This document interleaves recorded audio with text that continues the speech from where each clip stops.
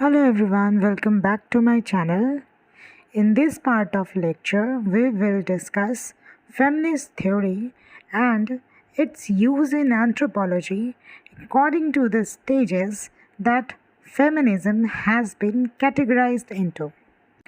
Before that, let's first understand what feminism is and what are the feminist concerns and how anthropology as a social science includes the feminist perspective to comprehend issues of gender in society.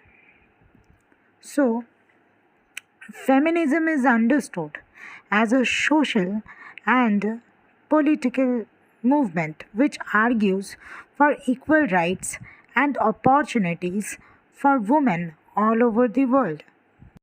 Feminist theory concentrates on the understanding of how unequal gender statuses came into being and how gender is constructed in society, particularly in the presence of patriarchy.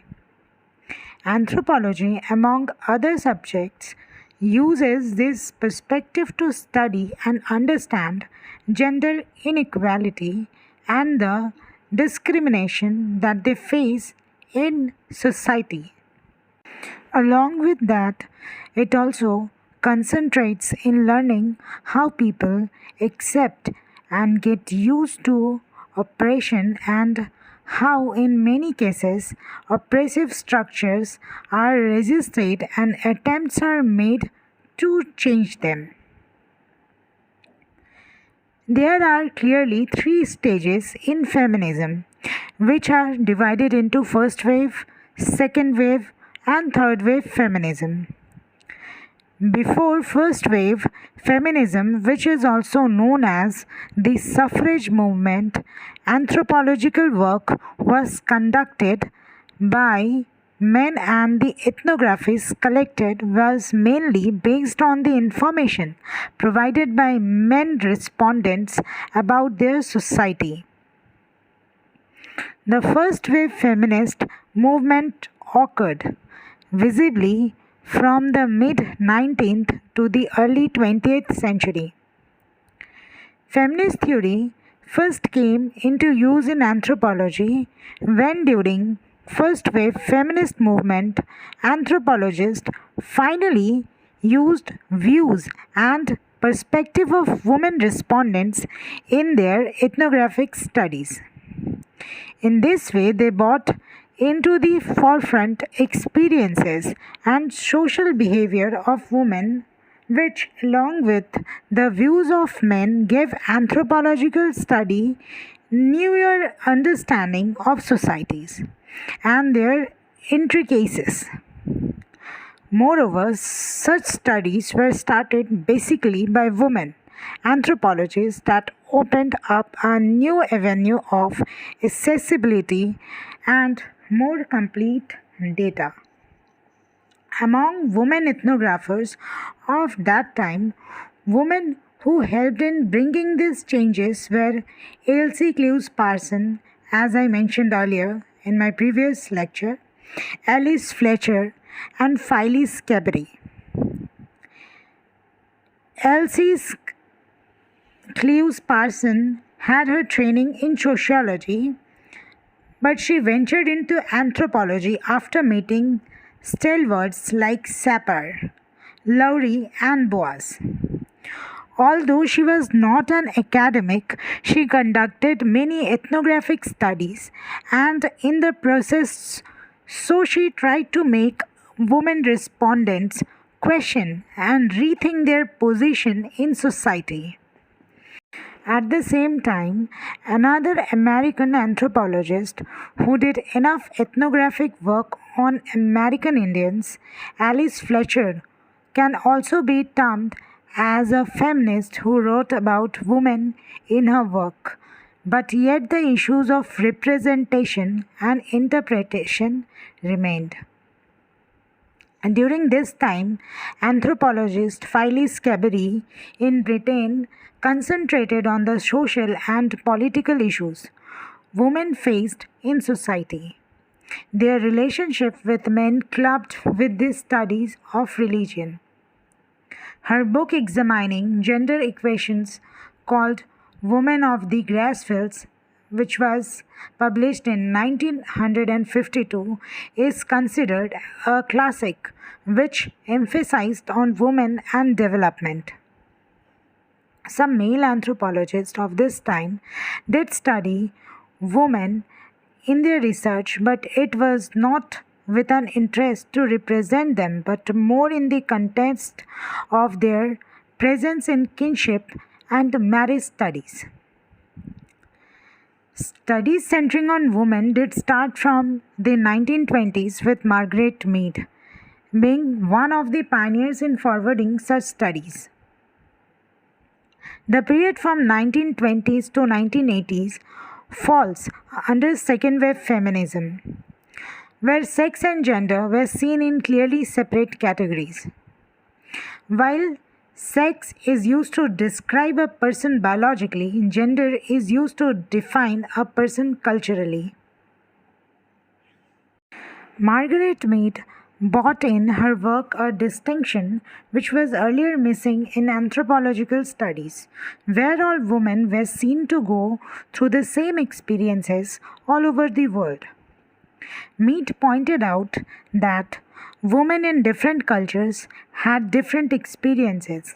She was first to opine that behavior in women is not natural but was culturally driven. Her works like Coming of Age in Samoa and also The Sex and Temperament in Three Primitive Societies showed the role of culture in people's development. In her opinion, it was natural factors that were primarily responsible in shaping notions of femininity and masculinity and not the biological and given fact of sex. In the mid 20th century, works of philosophers like Simone de Beauvoir and Betty Friedan significantly contributed to the development of feminist theory in anthropology. De Beauvoir book's The Second Sex is considered to be a cult piece which provides a radical understanding of the meaning of gender. She postulated that women are not born as women but acquires the definition of woman gradually by the role she plays in society.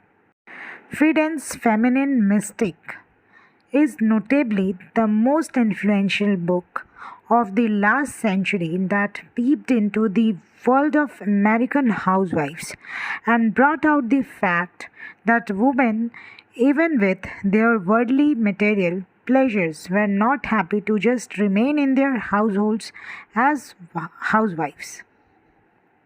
It was this book, in fact, which paved the way for second wave feminism, which, among other things, look into inequality in the workplace, family, reproductive rights, and sexuality. Anthropologist Eleanor Leacock's work on gender discrimination was noteworthy in influencing second wave feminism. Her studies pointed out that all forms of female subordination is due to the presence of the existing capitalist system. She argued on this with the help of Marx and Engels' celebrated works Das Kapital 1867 and The Origins of Family, along with Private Property and the State, published in 1884. In 1970s, anthropologists Michael Rosaldo and Lucy Lamphere questioned the male-centric biases in anthropological studies. Rosaldo and Lamphere brought out the book Woman, Culture and Society, published in 1974. This was the first book to complete look into gender and women's status in society in lieu of the existence of the hierarchical structure allowing them to behave in manner which limit them. Feminist anthropology properly established itself as an important aspect of anthropological studies in the 1970s. This was finally a reaction to the continuing male biases in the subject. Noteworthy scholars like Raina, Reiter, Gayle, Rubin, and Sherry Ortner. Reiter came out with her book Toward an Anthropology of Women, published in 1975, where she pointed out that men and women have separate social behavior, and this provides ample reason for women being studied as part of anthropological investigation. Another anthropologist of her time, Gayle Rubin, also supported the study of gender and introduced the sex or gender system in 1975. This system suggested that biological behavior was separate from social behavior, as differences in gender behavior was constructed politically and socially rather than from being designated by nature. Another pioneer of that time, Sherry Ortner, in her book, that is Female to Male as Nature is to Culture, equated men with culture and women with nature, and put forward the hypothesis that since men dominate nature, they dominate women either. This equation was derived from the 19th century Baconian postulate that denied women any intellectual capacity and relegated them to the status of reproductive machines. Engel's submission that women worked hard in the domestic sphere but are nothing but unpaid laborers gave rise to Marxist feminist theory that examined women's subordinations, economically or otherwise, that is contained in the division of labor. Some famous Marxist feminist philosophers of the 70s were Shirley Ardner, Pat Kaplan, and Janet Bujura. They all researched on the role of women in production and reproduction. Now, with the 1980s came third wave feminism, which was all about accepting differences and conflicts in gender. This theory embraces issues of gender and sexuality as cores, which includes questions of variations in gender, like queer theory, transgender, sex positivity, postmodernism, post-structuralism, post-colonialism, more so by Edward Said's Orientalism, anti-racism, women from third world countries including women of color, etc. However, main concern of this remained operation and empowerment.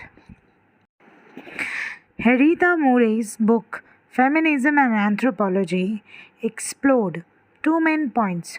One, that gender differences is connected to other social differences like power, class, ethnicity, race, etc. And the second, that anthropological research fundamentally is ruled by sexist ideology. the main being the subject being called the study of men. Here, even women anthropologists were conducting research in most of the 20th century fell under the dictates of masculine models.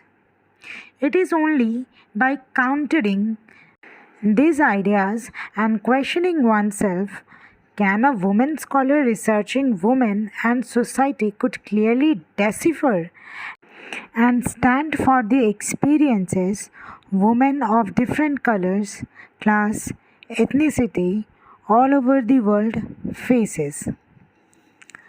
There are certain theories that influence feminist studies in anthropology, such as practice theory, theory of positionality, performance theory, and queer theory.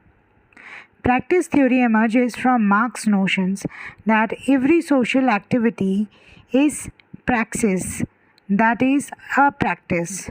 This theory emphasizes about behaviors related to restrictions and equality. It views from a feminist perspective how people live their lives in reality and what it practice. This view came as a reaction to Durkheim's ideas of sacred and profane, where he suggested that women did not have any symbolic role to play. It tries to understand how systems maintain their continuity even with their existing inequalities and differences. It moreover argues about ideas which exhibit all activities of society to be of contrasting natures.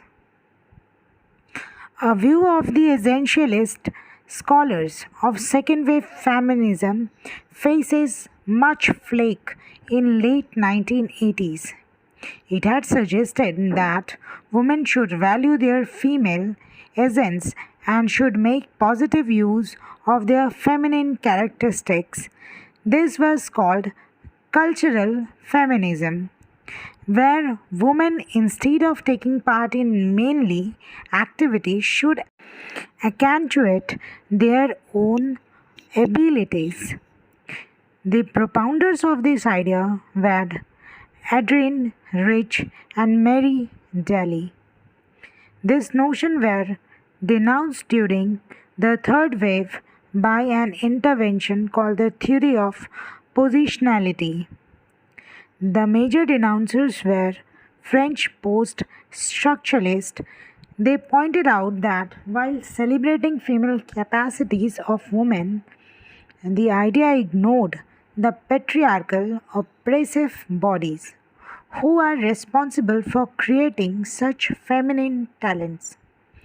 The theory of positionality says that instead of uplifting women, cultural feminism actually takes away concept created to fight female oppressions and it ends up doing nothing but create negative feminism.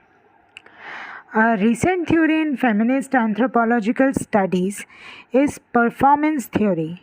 It talks about how individuals perform their duties in everyday life.